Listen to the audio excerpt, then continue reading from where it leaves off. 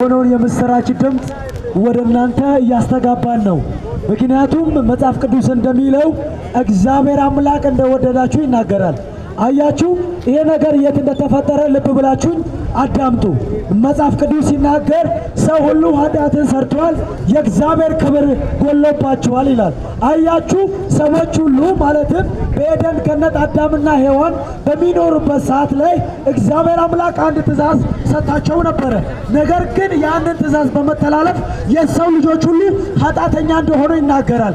አየህ፣ ይህንን ኃጢአት የሰራኸው አባቴ አዳም በሰራው በደል ነው። ስለዚህ ይህ ኃጢአት የሚባለው ነገር አንተን ከእግዚአብሔር ጋር ፍቅር እንዳትሆን፣ ከእግዚአብሔር ጋር ህብረት እንዳይኖር ከእግዚአብሔር ያራቀ ነገር ነው። ነገር ግን በመካከል የገባልህ አንድ ጣልቃ የገባልህ ከእግዚአብሔር ጋር ወዳጅ ያደረገልህ አንድ አምላክ አለልህ። እሱም ኢየሱስ ይባላል። አየህ፣ መጽሐፍ ቅዱስ ስለሱ ሲናገር እንደዚህ ይላል፣ መዳን በሌላ በማንም የለም፣ እንድንበት ዘንድ ከሰማይ በታች የተሰጠን አንድ ስም አለ፣ ይህም ስም ኢየሱስ ይባላል። ወዳጆቼ ሆይ እኛ የምንናገራችሁ መልእክታችን አንድ ነው።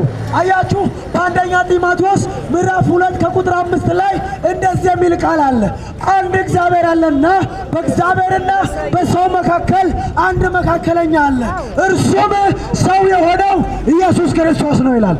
አየህ፣ በእኔና በአንተ መካከል፣ በእኔና በእግዚአብሔር መካከል ኃጢአት ግድግዳ ሆኖ ነበረ። ነገር ግን በመካከላችን ገብቶ ከእግዚአብሔር ጋር ፍቅር የፈጠረልን አንድ አምላክ አለ። ይህ አምላክ ኢየሱስ ይባላል።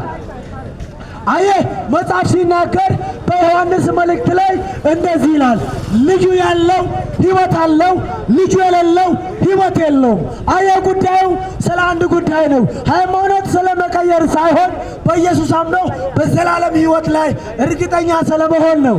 አየህ፣ ስለ አንተ ሲናገር ዮሐንስ ወንጌል ምዕራፍ 3 ከቁጥር 16 ላይ እንደዚህ ይላል፣ በእርሱ የሚያምኑ ሁሉ የዘላለም ሕይወት እንዲኖራቸው እንጂ እንዳይጠፋ አንድያ ልጁን እስኪሰጥ ድረስ ዓለምን እንዲሁ ወዷልና።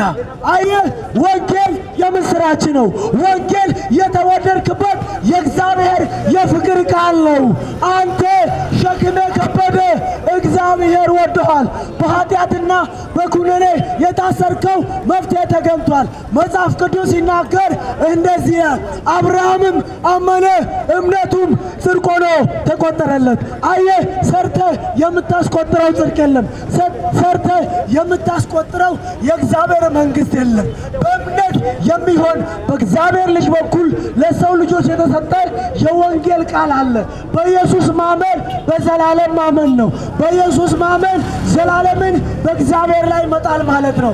አንተ ሰርተህ እርግጠኛ መሆን አትችልም። አየህ፣ መጽሐፍ ሲናገር በዮሐንስ ወንጌል ምዕራፍ 17 ከቁጥር 3 ጀምሮ እንደዚህ ይላል፣ እውነተኛ የሆንክ አንተ የላከውን ኢየሱስ ክርስቶስን ያውቁ ዘንድ ይቺ የዘላለም ሕይወት ነች። አየህ፣ የዘላለም ሕይወት የተገኘው በኢየሱስ ብቻ ነው። የዘላለም ፍቅር የሆነ መልእክት የመጣልን በኢየሱስ ብቻ ነው። ያለ ኢየሱስ ሕይወት ባዶ ነው። መላእክት ቢሆኑ የጻድቃን ቢሆኑ ያለ ኢየሱስ የሰው ልጆች መዳን አይችሉም። የመዳን ብቸኛ ለሰው ልጆች መፍትሄ የሆነው አንድ ነው፣ ኢየሱስ ይባላል። አየህ፣ ኢየሱስ ስለራሱ ሲናገር እንደዚህ አለ፣ እኔ መንገድ እውነት ሕይወት ነኝ አለ። ያለ ኢየሱስ እውነት የለም፣ ያለ ኢየሱስ መንገድ የለም። ምክንያቱም እኔ መንገድ ነኝ ካለ ከኢየሱስ ውጭ ያለ ሁሉ ገደል ነው ማለት ነው። እኔ ኢየሱስ ሕይወት ነኝ ካለ ከኢየሱስ ውጭ ያለው ሕይወት አይደለም። እኔ ኢየሱስ እውነት ነኝ ካለ እውነት የተገለጠበት አንድ አለ፣ እሱም ኢየሱስ ይባላል። አየህ፣ ጲላጦስ ይሄ ጥያቄ ግራ ገብቶት ነበር። እውነት ምንድን ነው ብሎ በእውነት ተወዛገበ። የእውነትን ትክክለኛ ትርጉም አልገባውም። አየህ፣ ኢየሱስ ሲናገር እንደዚህ አለ፣ ከእውነት የሆነ ሁሉ ይሰማኛል።